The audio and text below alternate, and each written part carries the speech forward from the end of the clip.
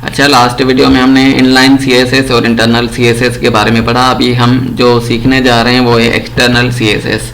External CSS कैसे इस्तेमाल करते हैं, चलो वो मैं आपको बताता हूँ।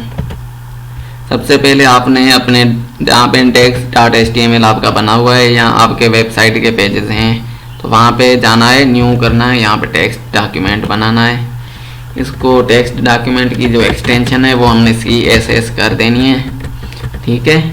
और इसका जो नाम रखना है वो कुछ भी रख सकते हैं, मगर मैं style.css रखता हूँ जो कि बहुत कॉमन है। इसको भी मैं VS कोड से ओपन करता हूँ। अच्छा, एक्सटेंशन अगर आपके पास शो नहीं होती तो आप यहाँ से इनेबल कर सकते हैं, चेंज फोल्डर में जाके, और यहाँ पे होता है व्यू में जाएंगे और यहाँ से ये जो हाइड एक्सटेंशन है ना, या बाय डिफ़ॉल्ट यहाँ पे टिक होता है, इससे टिक हटा देंगे और अप्लाई कर देंगे, ओके कर देंगे तो एक्सटेंशन दिखेगी, ठीक है। तो इसके बाद मैं इसको ओपन करता हूँ VS कोड से और VS कोड में मेरा स्टाइल आ गया। अब यहाँ पे जितने भी पैराग्राफ टैग हैं, P टैग जितने भी हैं, मैं इनको स्टाइल करना चाहता हूँ एक्सटर्नल CSS से। तो मैं क्या करूँगा, वही जैसे हम इंटरनल CSS यानी कि स्टाइल टैग के अंदर जितने भी एट्रीब्यूट्स डिफाइन करते हैं वो यहाँ पे भी कर सकते हैं। तो यहाँ पे मैंने पैराग्राफ को कलर देना है रेड। तो देखिएगा मैंने इसको सेव किया मगर अप्लाई नहीं होगा। इसको मैं रिफ्रेश करता हूँ तो इस पर अप्लाई कुछ भी नहीं हुआ। तो एक्सटर्नल CSS काम ऐसे नहीं करती जब तक हम इसको लिंक नहीं करते अपने HTML से। तो यहाँ पे लिंक करेंगे, लिंक टैग का इस्तेमाल करेंगे LINK, और यहाँ पे पहले इसका रिलेशन बताते हैं कि रिलेशन क्या है, REL, और यहाँ पे लिखेंगे स्टाइल शीट, ठीक है। इसका यानी कि इससे लिंक जो हम कर रहे हैं उससे यानी कि स्टाइल शीट का इसका रिलेशन है। और ये कहाँ पे पढ़िए तो वो यहाँ पे बताएंगे href.style.css, और इसको मैंने क्लोज कर दिया और मैं इसको रिफ्रेश करता हूँ तो देखें ये सारी रेड हो चुकी हैं।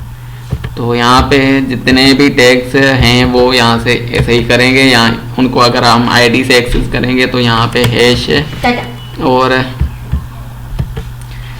ID से हम इनको ऐसे एक्सेस करते हैं। यहाँ पे अगर A1 लिखेंगे तो वहाँ पे भी हमें ID देनी पड़ेगी इन पे जिस पे हम अप्लाई करना चाहते हैं, ये ID इक्वल टू, और यहाँ पे A1, ठीक है। और यहाँ पे जो था इसका हैश A1, और इस पे अगर हम कलर करेंगे ग्रीन तो ये इन पे अप्लाई होगा, बिल्कुल उसी तरह जैसे हम इंटरनल CSS में कर रहे थे ना, उसी तरह ये भी होता। अच्छा, तो ये ग्रीन हो चुका है, आप देख रहे हैं यहाँ पे। और अगर हम यहाँ पे और कुछ करना चाहें तो क्लास भी दे सकते हैं, जैसे वहाँ पे इंटरनल CSS में दे रहे थे ना।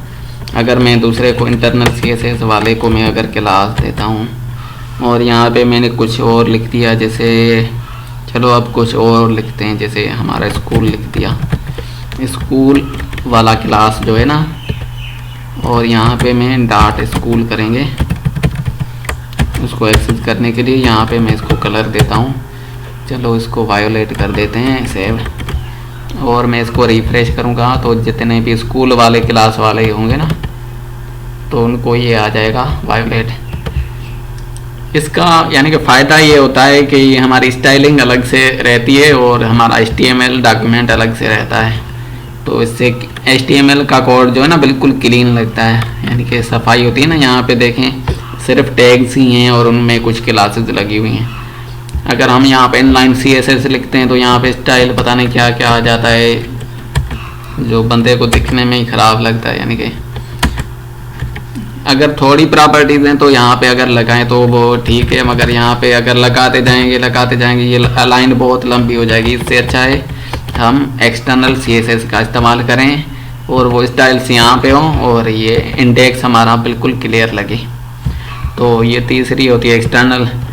अब जो फोकियत होती है ना वो सबसे ज़्यादा इनलाइन CSS को देता है डॉक्यूमेंट। अगर हम तीनों से कलर करेंगे ना, मैं तीनों से करके दिखाता हूँ आपको एक ही वक्त में।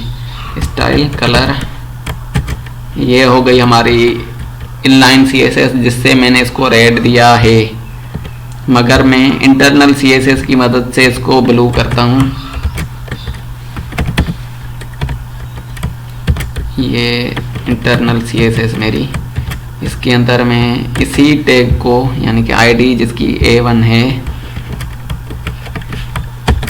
मैं इसको कलर देता हूँ ब्लू और मैंने इसको सेव किया। और तीसरा मैं एक्सटर्नल CSS से भी इस A1 आईडी को मैं ग्रीन दे रहा हूँ, ठीक है, ग्रीन, ब्लू और रेड।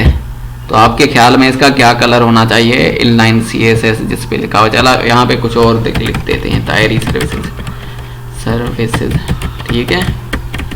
मैंने यहाँ पे ये लिखा और इसको मैंने रिफ्रेश किया तो तायरी सर्विसेज देखे रेड दिख रहा है, जबकि इंटरनल CSS यहाँ पे इसको ब्लू कलर दे रही है और एक्सटर्नल इसको दे रही है ग्रीन, मगर ये अप्लाई नहीं हो रही और ये हो रहा है। अगर आपको इसको फोर्सफुली यही देना है तो यहाँ पे इम्पोर्टेंट लिखेंगे ये इस तरह और IMPORTANT इम्पोर्टेंट, तो ये जो है ना इस पे अप्लाई हो जाएगा। ये ब्लू हो गया, यानी कि बाय डिफ़ॉल्ट जो इनलाइन CSS है ना वो मोस्ट इम्पोर्टेंट होती है और उससे कुछ कम जो है ना लेवल पे ये होती है इंटरनल CSS। चलो मैं इसको रेड को हटा देता हूँ, यानी कि इनलाइन CSS में यहाँ से हटा देता हूँ A1 से। अब हैं इंटरनल और एक्सटर्नल CSS, तो पहले इंटरनल काम करेगी बाद में एक्सटर्नल करेगी। देखना मैंने इसको रिफ्रेश किया तो ये ब्लू ही है। अगर यहाँ से मैं इम्पोर्टेंट, हाँ इम्पोर्टेंट मैंने हटा दिया है, मगर फिर भी ये ब्लू है, ग्रीन नहीं है। अगर मैं इसको भी यानी कि इंटरनल CSS को हटा देता हूँ तो जाके ये ग्रीन हो जाएगी। ये देखें जो एक्सटर्नल CSS को दे रही है। हाँ अगर यहाँ पे भी ये लिखा हुआ है और इंटरनल भी दी हुई है और मैं एक्सटर्नल से इसको इम्पोर्टेंट कर रहा हूँ ना तो ये अप्लाई हो जाएगा। अब ये ग्रीन ही होगा, देखें रिफ्रेश करने से कुछ नहीं हो रहा, यानी कि ये ग्रीन ही है। तो उम्मीद है ये चीज़ें आपको समझ आई होंगी। अब दूसरी चीज़ें इंशाल्लाह नेक्स्ट वीडियो में।